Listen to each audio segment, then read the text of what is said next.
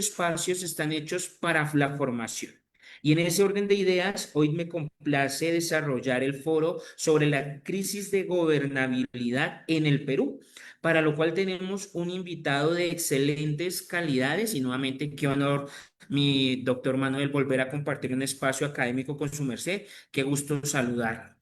Hoy tenemos un gran invitado que es el doctor Manuel Bermúdez Tapia, quien es abogado graduado con la mención summa cum laude por la Pontificia Universidad Católica del Perú, profesor ordinario de la Universidad Nacional Mayor de San Marcos, profesor de la Universidad Señor de Zipan, máster en Derechos Fundamentales en la Universidad Carlos III de España, maestro en Derecho Civil y Comercial por la Universidad Privada Antenor Orrego, estudios de especialización en la Universidad de Valencia, en la Universidad de Salamanca y en Castilla, en España, y en la Universidad de Bolonia y Pisa en Italia.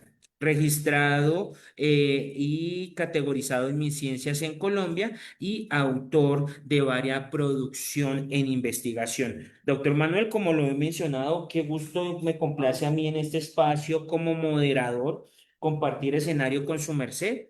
Sé que hemos tenido otros espacios remotos y presenciales, pero qué bueno volver a tener estas circunstancias y pues justamente en este espacio de más o menos 40 minutos, de pronto aprovechar este espacio de difusión para entender desde la academia aspectos tan interesantes que nos suceden en la región, como son nuestros regímenes democráticos y pues más que nadie creo que tenemos un excelente experto para poder tener esas premisas de lo que hoy está pasando en Perú. Doctor Manuel, qué gusto acompañarlo y estamos pues muy prestos para escucharlo, mi profe. Muchísimas gracias primero por la presentación. Es un gusto volver a encontrarme contigo, mi querido Isman. Muchas gracias también al doctor Alfonso Martínez Lascano por esta oportunidad. Y hoy me toca desarrollar un tema que probablemente genere un poquito de interrogante y no sé, de sorpresa para la comunidad académica porque vamos a hablar sobre la coyuntura peruana. En particular porque estamos en un proceso electoral que todavía no finaliza respecto al escrutinio y lamentablemente las estadísticas y las referencias nos permiten indicar que ya existen cambios significativos, ¿no? Entonces, esto es bastante significativo, bastante notorio, porque de alguna manera no logramos como país superar este contexto de ingobernabilidad en el Perú. ¿Y esto por qué? Por varias razones. Y permítanme explicarlo de alguna manera de un modo un poquito más sencillo y de forma pedagógica. El Perú tiene, y todo el mundo lo puede evidenciar, una economía sumamente consolidada, fuerte, y que inclusive está a puertas de un mayor crecimiento, no solamente por el contexto agroproductivo, sino también por el desarrollo de una exportación de minerales en gran medida y a lo que se le está sumando respecto del PBI, la industrialización de algunos servicios que son importantes en nuestro país. Sin embargo, ese éxito en el ámbito comercial, en el ámbito económico, en el ámbito financiero, contrasta pues con lo que nosotros vivimos en el Perú respecto a nuestra gobernabilidad política. Y esto, aunque parezca increíble, no viene de los últimos 10 años, donde hemos registrado 8 presidentes. Ojo, 8 presidentes. Hemos registrado una situación de disolución del Congreso de la República y hemos observado aproximadamente por cada presidente de turno 2 mociones de censura que literal han modificado la estructura política del país. Ante esta realidad, entonces, en la comunidad es evidente es evidente la curiosidad y la búsqueda de una razón que nos permite decir por qué ocurren este tipo de circunstancias. Y lamentablemente, bueno, tenemos que explicarlas. Los problemas que el Perú ha registrado en los últimos 10 años probablemente se incrementen mucho más en los próximos 5 debido a la actual coyuntura de estas elecciones de domingo. Porque todavía nos falta una segunda vuelta, pero donde se presentan dos posiciones totalmente antagónicas. Una posición de derecha por Keiko Fujimori y una posición de izquierda, que es una posición sumamente radical que está contra del mercado comercial en nuestro país. Y lamentablemente eso trastoca toda la perspectiva porque prácticamente nos podría ubicar y situar en una situación económica tipo Venezuela, tipo Colombia, lamentablemente con Petro, tipo Honduras, tipo Bolivia con Evo, y que en términos macroeconómicos resultan siendo absolutamente nefastos y negativos para nuestras poblaciones.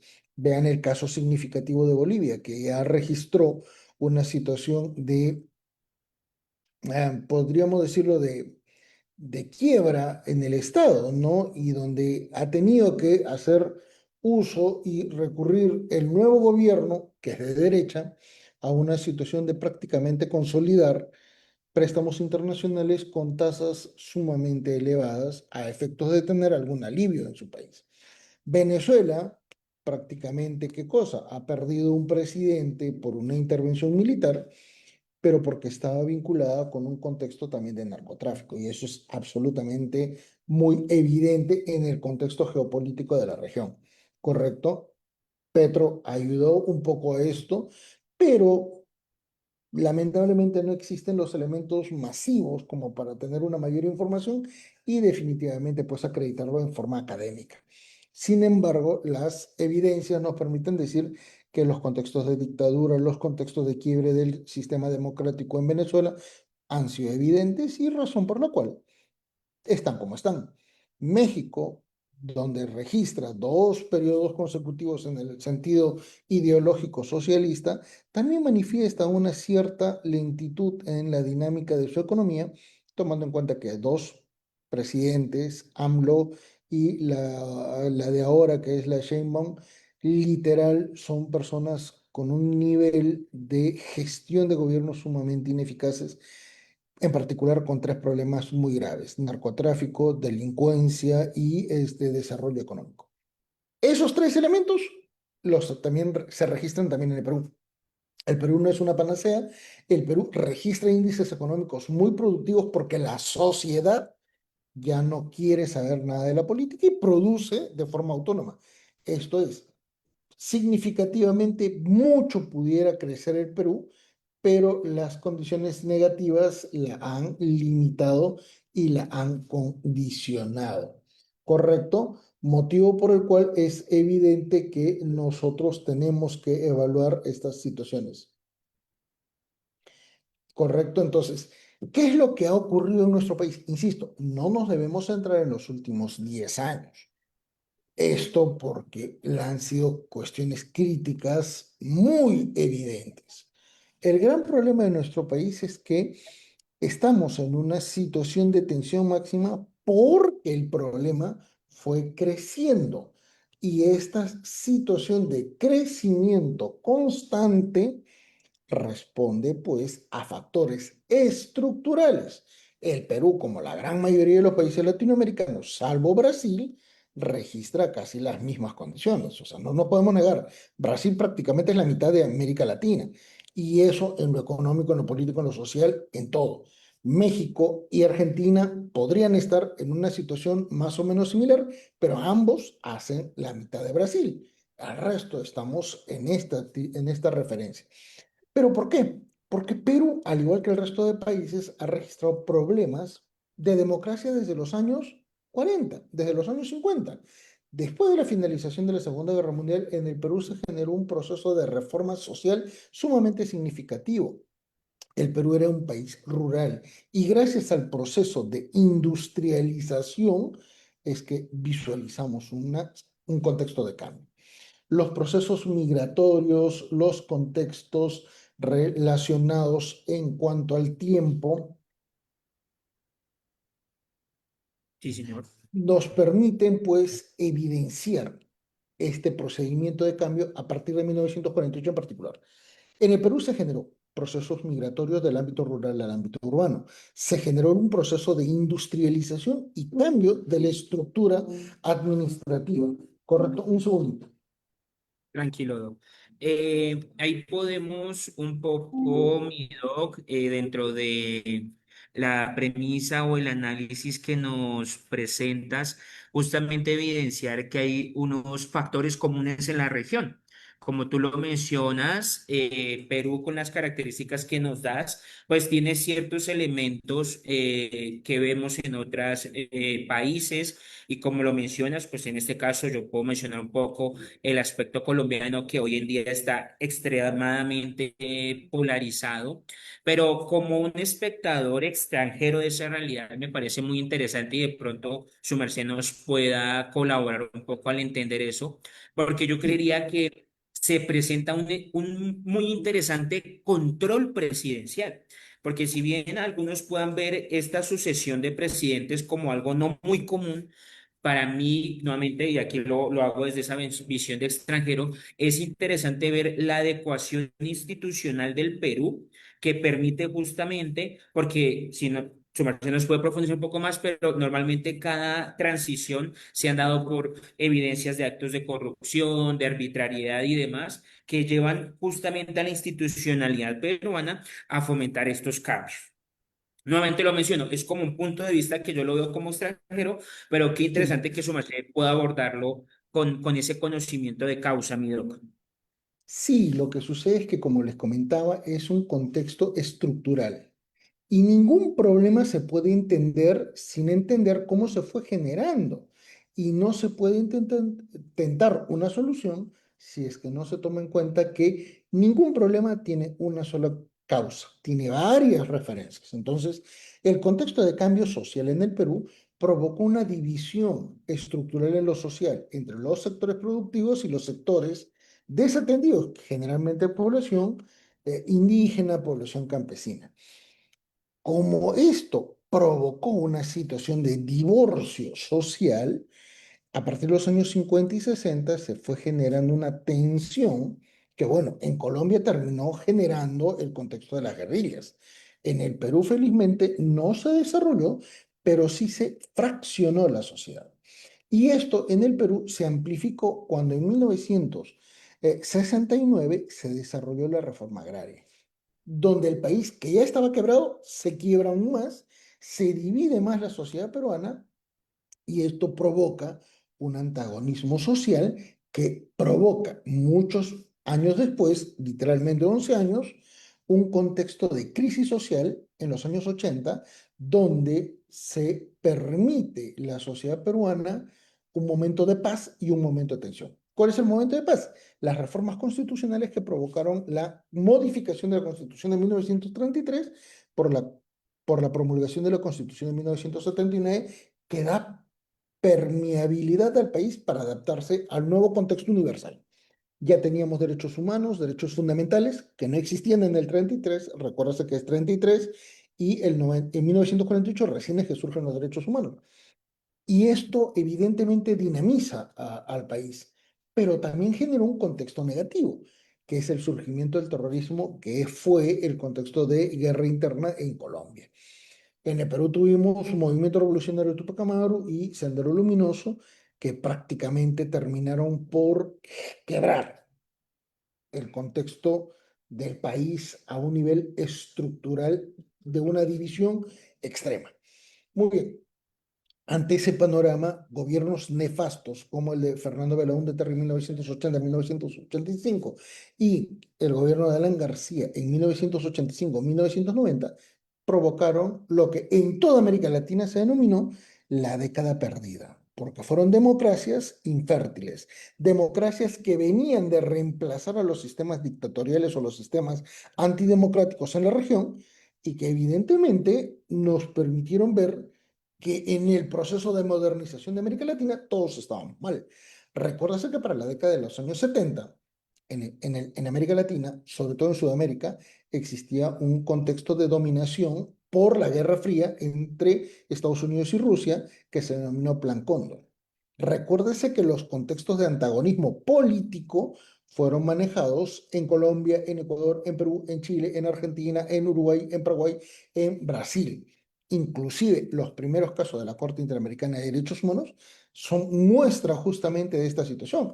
El caso más famoso es el caso Hellman, ¿correcto? Donde lamentablemente se mataron a jóvenes argentinos y se emigraron a niños para que estos sean criados en otros países, porque justamente se buscaba limitar el contexto social producto de la incidencia de ideas socialistas. Muy bien. Pero ya nosotros ubicándonos en el Perú en 1980 tenemos un grave problema ideológico, social, económico.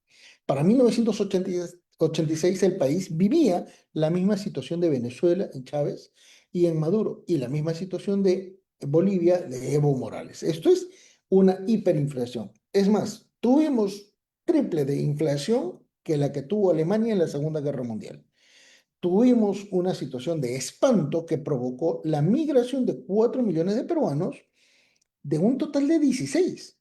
Entonces, si tú tienes un país de 16 millones de personas y 4 migran, literal el país se quedó sin población, 12 millones de personas. Eso es un quiebre moral y social muy grave en el Perú. Y esto permite pues un cambio de etapas ante la crisis total y la inestabilidad total, es que surge un gobierno antagónico, evidentemente, a la causa mayoritaria de Alberto Fujimori, que gana las elecciones en 1990, representando una tendencia mucho más moderada que la del liberalismo liderada por Mario Vargas Llosa, quien fue nuestro premio Nobel. ¿Correcto? Alberto Fujimori inicia su gestión de gobierno literalmente sin experiencia, sin mayor visión de futuro, hasta que Vladimiro Montesinos, un personaje muy siniestro en el Perú, toma cercanía en el poder y se genera este proceso de adaptación del gobierno a un mecanismo mucho más productivo y eficiente. Se genera la reforma constitucional en 1992, tenemos una constitución nueva en 1993 y a partir de ahí cambia el país. Se reforma la estructura del Estado, se hace mucho más eficiente en cuanto a instituciones, se reforma el modelo económico donde se brinda la posibilidad de que el Banco Central de Reserva sea autónomo e independiente del poder político, que es actualmente el éxito del país respecto a su economía y se brindan las condiciones necesarias como para que la sociedad se vuelva económicamente mucho más estable. Sin embargo, hay un gran detalle. El contexto social por el terrorismo continuaba. Se luchó contra el terrorismo, contra Sendero Luminoso y el movimiento revolucionario de Tupac Amaru, pero recuérdase que gracias a la intervención militar y paramilitar del Estado, se cometieron muchos abusos de derechos humanos. Caso La Cantuta, caso Barrios Altos, son significativos y son muestra evidente de que lamentablemente no había otro mecanismo de control social más que el provocar una lesión a los derechos humanos. No estamos de acuerdo en el sentido de estos abusos, pero lamentablemente lo que sucedió. No estamos cuestionando ni positivamente ni negativamente lo que sucedió, estamos dando un relato de lo que ocurrió y esto en términos históricos es negativo porque sí se acreditó la afectación de derechos humanos de personas que siendo terroristas no tenían por qué haber sido victimadas sin un proceso justo. ¿Correcto? En forma complementaria también se ejecutaron otros delitos de lesa humanidad, como por ejemplo el contexto de esterilización forzada en comunidades campesinas. Y lamentablemente se fue generando otra fracción. ¿Cuál? El antagonismo político. A la crisis social que ya teníamos, a la división étnica, poblacional que ya teníamos, la división política entre lo pragmático y lo ideológico se fue incrementando. Eso se hizo evidente cuando las expresiones de corrupción de los años 90 y 2000 se hicieron evidentes cuando se registra que Alberto Fujimori, a través de Vladimiro Montesinos, negociaba actos de corrupción con diferentes instituciones, incluyendo el narcotráfico. Recuerdan que el Estado peruano vendió armas a las FARC y licitaba licencias de aviación para grupos narcotraficantes para que puedan exportar droga. Esto entonces terminó por provocar la crisis en el gobierno de Fujimori en su tercera elección, que fue fraudulenta, y a partir de ahí inicia el periodo de inestabilidad política que hoy por hoy lo vemos mucho más evidente porque todo el contexto temporal se fue reduciendo. Llegó el gobierno de Valentín Paniagua, quien era un congresista con un mínimo de votación electoral, 5.000 votos, y que llegó a ser presidente de la República por un periodo de 5 meses. Durante estos 5 meses se eliminó a Alberto Fujimori de la constitución política a través de la firma. Recuerda que esto es un acto simbólico y surge una paradoja.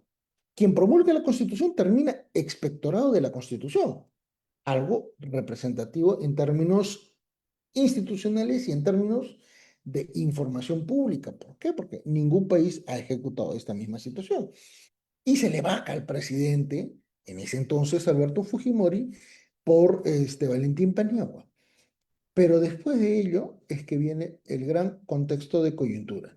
No teníamos ideología, no teníamos un contexto social uniforme y las condiciones económicas a nivel del país eran diametralmente opuestas. Sectores pudientes, evidentemente que siempre hay, y sectores macroeconómicamente muy empobrecidos.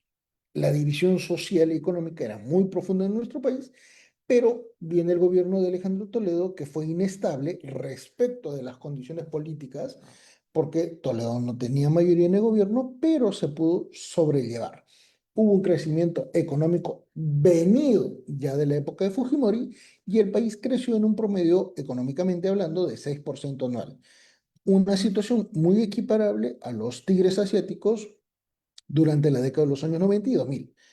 Y cuando llega el segundo gobierno de Alan García, se enfatiza nuevamente el modelo neoliberal en el Perú en lo económico y se crece 8% durante un año, pero los signos evidentes de corrupción exponen la grave corrupción que hay en el Perú respecto de la manipulación de los agentes políticos respecto a la ciudadanía. Odebrecht, y era muy evidente, pero no solamente eso, los grupos de narcotráfico ya se hacen visibles en el Estado. Alan García, a través de su ministro de Justicia, Aurelio Pastor, licita, bueno, en realidad no es un término correcto, pero ofrece reducciones de condena y exenciones de pena, esto es, no va a haber responsabilidad penal a narcotraficantes que abonen una suma de dinero a favor del gobierno. Y eso fue acreditado, evidenciado y muy bien detallado. Sin embargo, nunca se sancionó a toda esta mafia de corrupción que hizo evidente del narcotráfico un elemento de clientelismo a efectos de poder tener, ¿qué cosa? Apoyo y financiamiento para actividades de política. Por eso que en las elecciones del año 2011, ya a la finalización del segundo gobierno de Alan García, es que las organizaciones políticas comienzan a incrementarse como si fuera una cuestión de crecimiento exponencial. Tantas organizaciones políticas, ¿de dónde podían obtener financiamiento? Del narcotráfico, porque sobre esa base se asociaba una capacidad de financiamiento sin la necesidad de un control. Las leyes electorales hasta ese entonces no tenían una previsión de estas situaciones y eso recién cambió en el año 2020, donde se hizo una ley de partidos políticos con respecto al financiamiento político, ¿correcto? Que evidentemente nadie lo cumple en la actualidad, pero al menos hubo una ley. Pero desde el 2011 hasta el 2020, imagínense cuántas campañas y procesos electorales se fueron generando en una condición absolutamente inmanejable. Muy bien, llega el gobierno de Ollantumala, que era de tendencia socialista, pero ante la situación de negociación del contenido ideológico y económico del país, tuvo que aceptar una hoja de ruta. ¿Qué es la hoja de ruta? Es el lineamiento económico que el Perú había trazado en la época de Alberto Fujimori y que fue cumplido. En otras palabras, se continuó con un modelo económico productivo y por eso es que el Perú sigue tal como está, muy sólido en lo económico, pero muy débil en lo institucional. Y Ollanta lamentablemente no permitió la institucionalidad del gobierno. ¿Por qué? Porque él cede la cuota de poder que él tenía como presidente de la República a mano de su esposa. Sea, en América Latina ocurren situaciones absolutamente paradójicas, paradigmáticas y sobre todo muy coyunturales, muy típico pues de la época de la novela fantástica de, por ejemplo, Macondo, de Mario Vargas Llosa, ¿no? El presidente de la República no es el que tiene poder es su esposa. Y Nadine Heredia es quien desarrolló el mayor control del poder en el Perú, desnaturalizando las organizaciones políticas. Entonces, si ya no había ideología, ya no había un contexto de manejo político de una organización y había mucho poder económico y político para efecto de financiar organizaciones, para el año 2016, evidentemente esto explota. y comienzan a surgir muchísimos partidos políticos que en el Perú se llamaron vientres de alquiler. En otras palabras, organizaciones que tenían todos los elementos y requisitos administrativos para poder ejecutar una participación en un proceso electoral, pero sin afiliados. Algo que es incomprensible porque evidentemente un partido político que tiene presencia en el país debería tener militantes. Acá no era necesario, pero bastaba con cumplir ciertos requisitos. Fíjense el nivel de fraccionamiento entonces del país. Y llegan las elecciones donde surge la elección entre Pedro Pablo Kuczynski y Keiko Fujimori. Keiko Fujimori llega a ser la elegida en primera vuelta en el año 2016, pero no gana. Y en segunda vuelta, PPK es el virtual ganador. Sin embargo, como las elecciones parlamentarias en primera vuelta son elegidas, Keiko Fujimori tiene una mayoría de 74 congresistas de un total de 120. En otras palabras, tenía una mayoría absoluta. Y ahí es donde viene el choque, el la confrontación entre el Ejecutivo y el Congreso. Desde el 2016 se generaron tres mociones de vacancia a Pedro Pablo Kuczynski, una que no prosperó porque fue una cuestión administrativa, otra porque se hizo evidente una relación de PPK, Pedro Pablo Kuczynski, con Odebrecht y que finalmente terminó por provocar su renuncia. ¿Y esto por qué? Porque lamentablemente el mismo Kuczynski como presidente detalló que había sido el consultor de Odebrecht en la época en la que era primer ministro.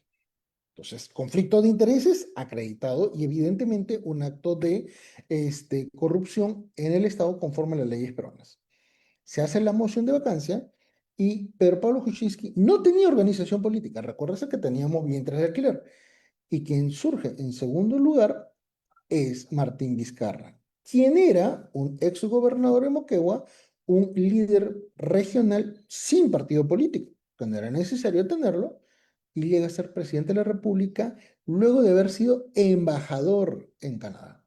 La pregunta es, ¿cómo es que siendo vicepresidente te vas de embajador a otro país? No tiene sentido porque no había vinculación. En otras palabras, eran tres sujetos que, bueno, eran invitados por una organización política a ver si es que podían ser presidentes y lo lograron. Por eso es que no tenemos institucionalidad y eso terminó por provocar que Martín Vizcarra, por ejemplo, mientras fue presidente, nunca pudo salir del país porque el Congreso nunca le dio autorización. ¿Y por qué no le podía dar autorización? No había vicepresidente. Entonces, el contexto político de división fue tal que prácticamente Vizcarra terminó, ¿qué cosa? Disolviendo el Congreso de la República y el Congreso nuevo lo termina vacando. Ejecutándose entonces este lawfare en la cual Ejecutivo y Congreso de la República de Perú son absolutamente antagónicos y que se extendió ¿a quién? A Francisco Sagasti, que reemplaza a Martín Vizcarra, y luego en las elecciones del 2021 surge nuevamente la oposición entre derecha e izquierda, entre Keiko Fujimori y Pedro Castillo. Pedro Castillo, quien no era visualizado por la sociedad limeña, la sociedad urbana, contaba con el voto de la población de los sectores más abandonados del país. Esto es el sector sur del país. Y tuvo una coyuntura muy particular, pandemia. En el Perú somos 27 millones de electores. Era pandemia. Nadie quería salir de sus casas porque evidentemente era pandemia. De los 27 millones de electores, solo votaron 8. Estamos hablando de un tercio, ¿correcto? De esos 8 millones de habitantes, solo 2 millones votaron por Keiko Fujimori y por Pedro Castillo.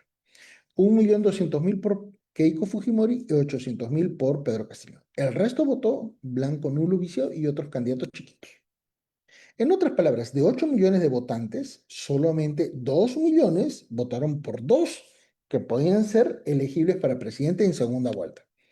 En otras palabras, de 27 millones de electores, solo 2 millones decidieron el futuro del país. Estamos hablando de 27 millones de electores. En el Perú tenemos 33 millones de peruanos. Estamos hablando de que 2 millones decidieron el futuro del país frente a 33 millones. Por eso es que el gobierno de Pedro Castillo no tenía sustento ni apoyo social ni legitimidad porque sencillamente no representaba a nadie. A partir de ese contexto es que se generan estas fricciones nuevamente entre el Congreso y el Poder Ejecutivo, y a Pedro Castillo se le ocurre ejecutar actos de corrupción triviales. Lamentablemente, el acceso al poder, por quien no tiene experiencia y por quien siempre asume una condición de liderazgo socialista, termina por provocar delitos absurdos. Se hizo un helipuerto al costado de su casa y gobernaba en una casa de un amigo. Su secretario fue capturado con dinero en efectivo, $20,000, en un servicio higiénico. ¿Quién en su sano juicio tiene $20,000 en un baño, en un retrete? Bueno, fue vacado. Dina Boluarte, quien era su asistente y era su vicepresidenta, lo desconoce y asume el poder. Y nuevamente tenemos esta situación. Dina Boluarte, sin ningún tipo de experiencia o gestión en el Estado, sencillamente se ocupó de tener una representación efímera y fue vacada porque el nivel de delincuencia prácticamente era descontrolado. Y viene Gerí, que era el presidente del Congreso de la República en ese entonces, porque nadie quería asumir la presidencia debido a que quien asumiera la presidencia del Congreso iba a ser presidente de la República. Y Gerí, en los 2 primeros meses de gobierno, registró 22 visitas íntimas de señoritas, un promedio de 25 señoritas. O sea, terminó siendo una situación de Palacio de Gobierno convertido en un hotel de paso para este señor. Hace pocos días, hace 2 días, a las 25 señoritas se les hizo incautación de sus documentos personales para efectos de acreditar el contexto de corrupción en lo moral y en lo personal, porque eran personas que habían ingresado a trabajar al Estado sin tener perfil profesional. ¿Por qué? Porque habían pasado una condición de intimidad sexual con quien fue presidente. Y por eso es que fue vacado. Correcto, entonces pasamos a tener actualmente un presidente de la República que ya en el momento de la elección del Congreso registraba piratería de una tesis, su tesis, piratería de un libro, el de su hijo, registraba una condena por haber, ¿qué cosa? Por haber sido administrador de un colegio de abogados, o sea, una asociación de abogados, donde se llevó el dinero de la asociación de abogados y generó contextos de corrupción en la negociación de votaciones. Lamentablemente esa persona tiene más de 80 años y actualmente registra, parece, un problema cardíaco, y por eso es que no sale a la luz pública, porque el contexto y coyuntura política evidentemente podría ser fatal inclusive para esta persona. Y por eso es que muchas personas no logran comprender cómo es que el Perú está tan envuelto en condiciones de coyuntura y de crisis, pero lo que sucede es que esto ya tiene que ser explicado desde el contexto interno, porque son muchas situaciones muy particulares, pequeñitas, que han ido sumando a un contexto de inestabilidad total. Y por eso es que el Perú registra esta doble contradicción. Por un lado, un crecimiento económico muy sostenido y consolidado, y otro, una inestabilidad política que lamentablemente parece que vamos a seguir teniendo, porque quien llegue a gobernar no va a tener ni el Congreso de la República ni las otras instituciones del gobierno a efectos de mantener un equilibrio en la gobernabilidad. Lamentablemente, en este panorama ocurre una contradicción entre fuerzas políticas que no son representativas, que no tienen legitimidad, pero porque el mismo sistema político fue permitiendo la permeabilidad ante organizaciones de narcotráfico y también la permeabilidad ante personas que, teniendo antecedentes nefastos, pueden estar en un acceso al poder. Y esas es entonces las causas principales de la ingobernabilidad en nuestro país, Perú. Muchísimas gracias por esta amable invitación, y eventualmente quedo atento a las interrogantes o preguntas que estimen convenientes. Mi doctor Manuel, primero que todo, pues muchísimas gracias por en tan corto tiempo darnos un panorama que justamente nos permite comprender la realidad de la gobernabilidad del Perú. Y antes de ir llegando a nuestra conclusión, quisiera manifestar que conforme lo mencioné al inicio de nuestra proyección en las redes de primera instancia, de TVLex, y del Colegio de Abogados Procesalistas Latinoamericanos, donde estamos mostrando este en vivo. Recibimos pues unas felicitaciones y saludos por parte pues del doctor Alfonso Jaime Martínez Lascano que nos está escuchando. Nos dice que una excelente participación del doctor Manuel Bermúdez. También un saludo de la doctora Sara Berenice Flores, quien manda pues un saludo al espacio, dice que pues es un gran tema y excelente ponente, saludos al doctor Manuel Bermúdez. Y también por parte de un saludo de la doctora Juana Vera, lo que pues nos da cuenta de este espacio interesante que también pues lo vamos a replicar en YouTube y esperamos que las diferentes personas que hayan tenido alguna duda nos las dejen porque con gusto este tema es tan amplio, Mido, que seguro te invitaremos en otro espacio de este foro para resolver posibles preguntas al respecto.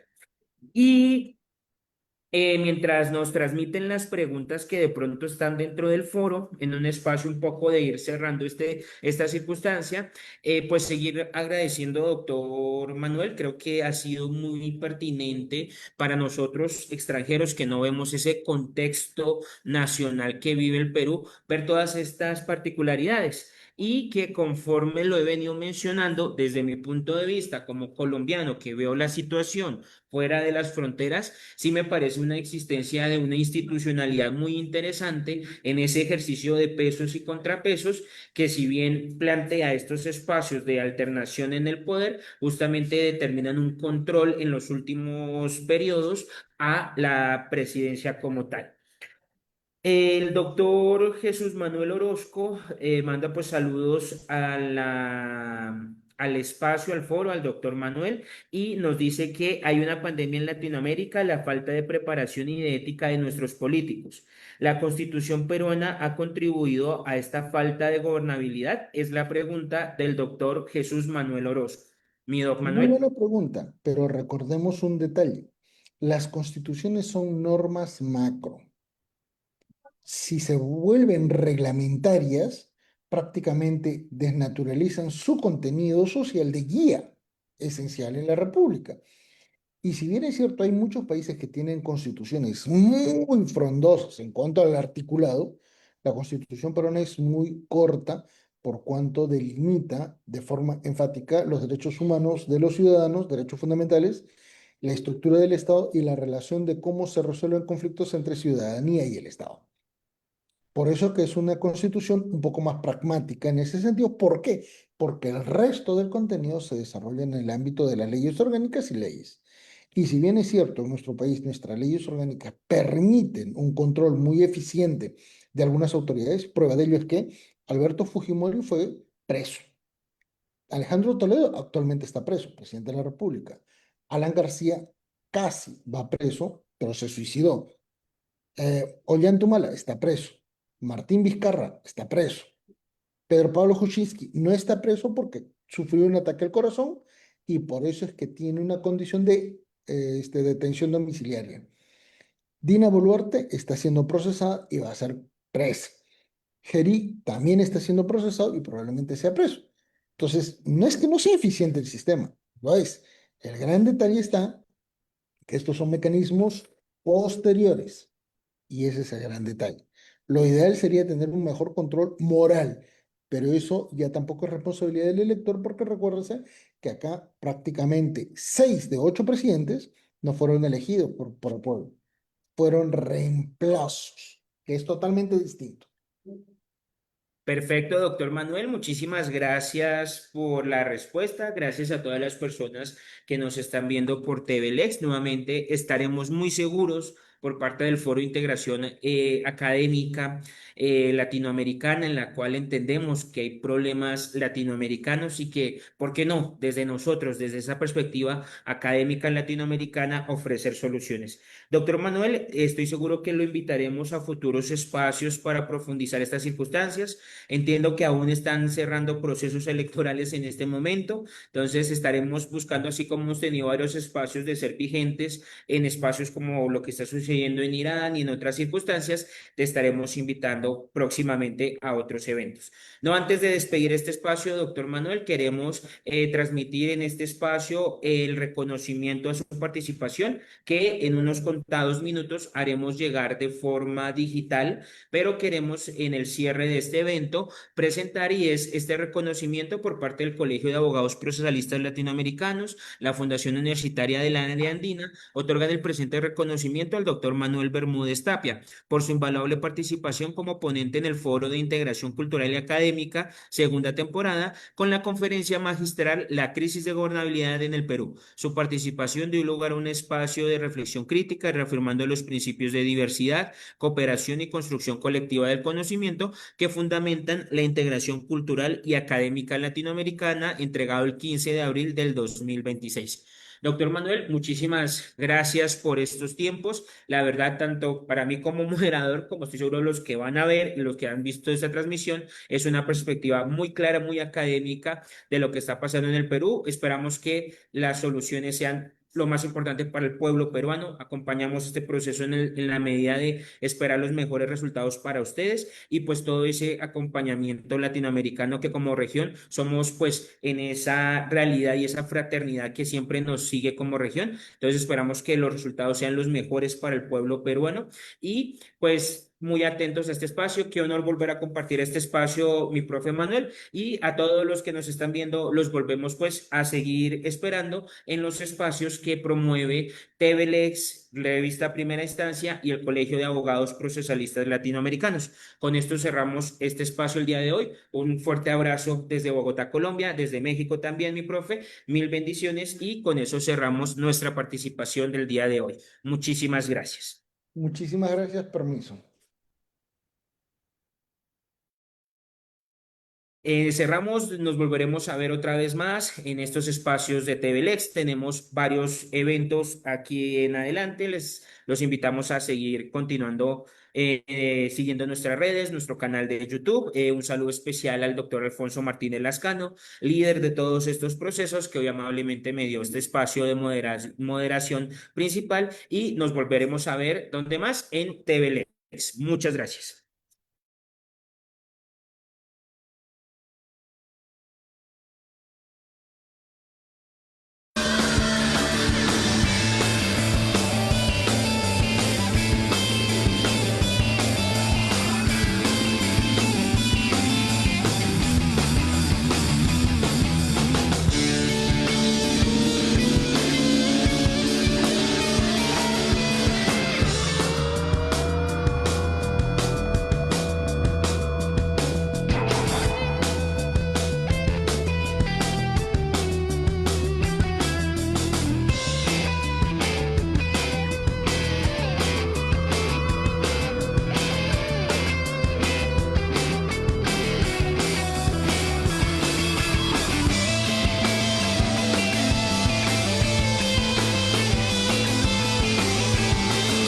Latinoamérica, escucha, despierta tu mente, atrévete a pensar, cuestiona todo, rompe la verdad. Es tiempo de liberar la mente, el poder está en TVLEX, donde hay más para encontrar. TVLEX.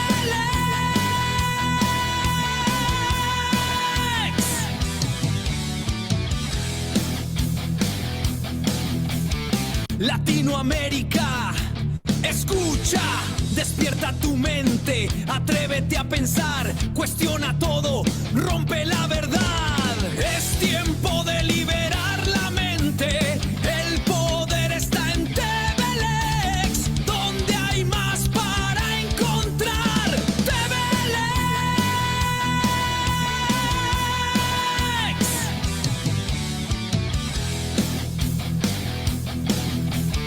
Latinoamérica, escucha, despierta tu mente, atrévete a pensar, cuestiona todo, rompe la verdad. Es tiempo de liberar.